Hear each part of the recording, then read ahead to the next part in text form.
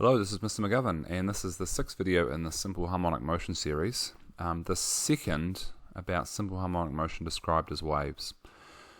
So we'll go over the important information again, which we described at the end of the last video, the coordinate system, graphs, how we choose the family of equations, and then an example of all of this in motion.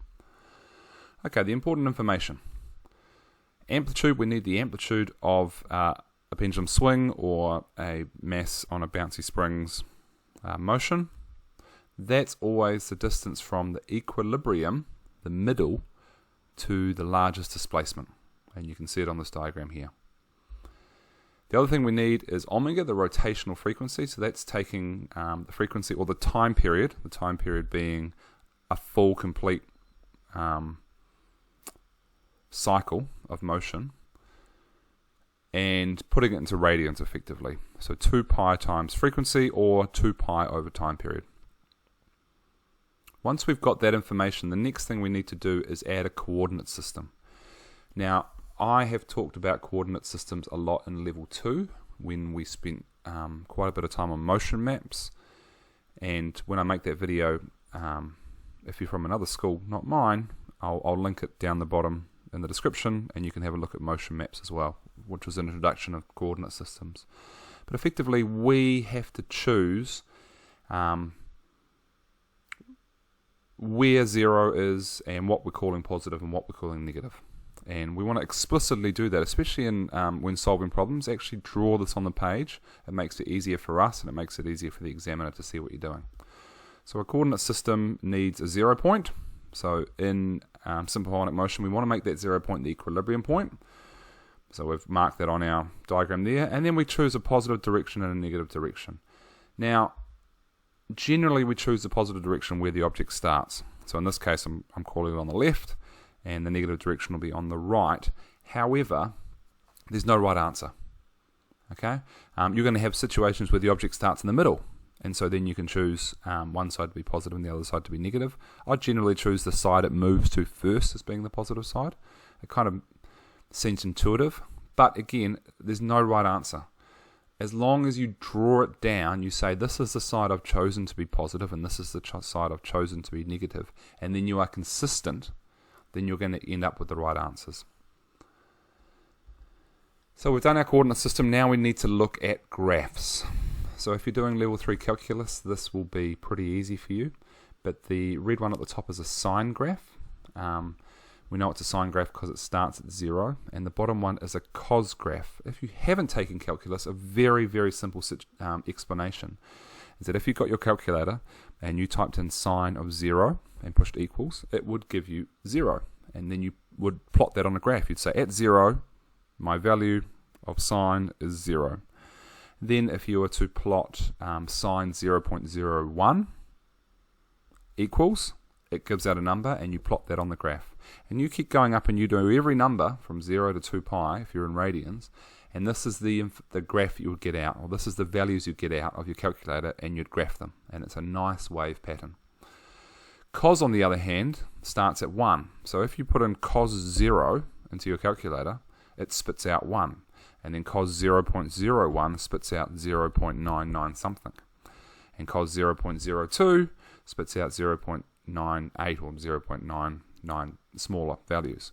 And you keep doing all the values up to 2 pi, or if you're in degrees, all the way up to 360 degrees, and plot them on a graph, you get this shaped graph here, which is a cos graph. As opposed to calculus, this year in physics, you don't need to know where they come. You just need to know their shapes, and the way I remember it is the sine graph kind of looks like an S, a squiggly S. A cos graph, if you imagine on its side, so you tilt your head 90 degrees to a side, it kind of looks like a C for cos. That's how I remember them when I was a student.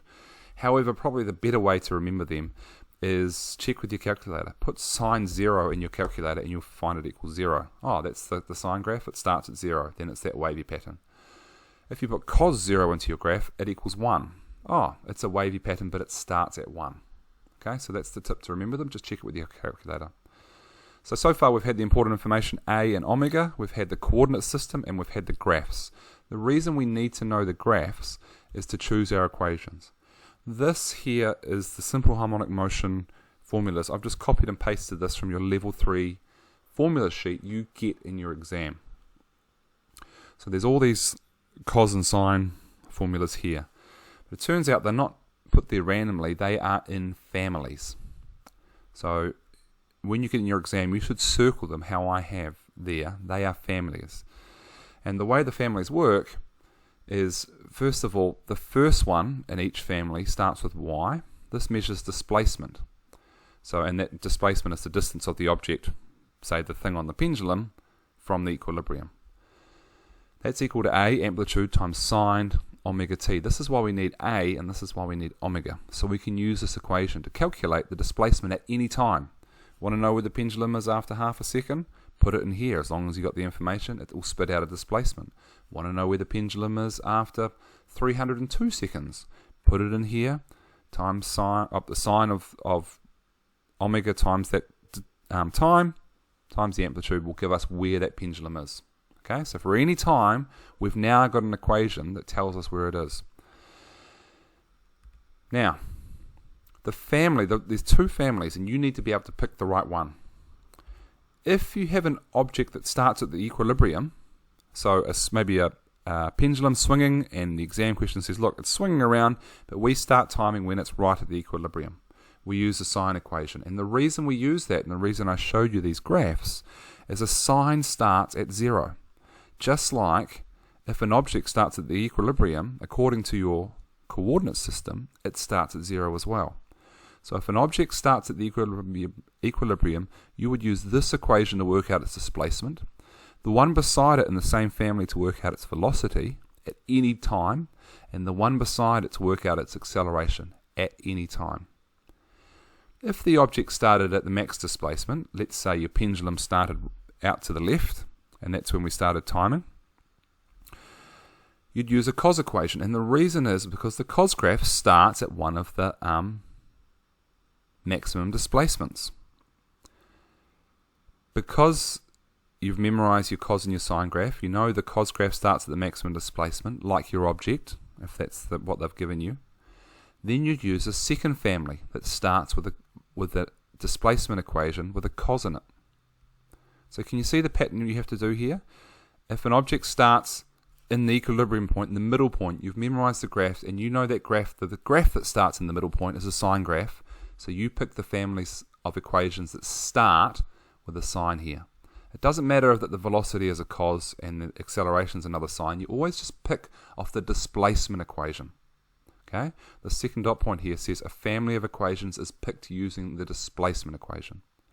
And if your pendulum starts, or your spring starts at one of the edges,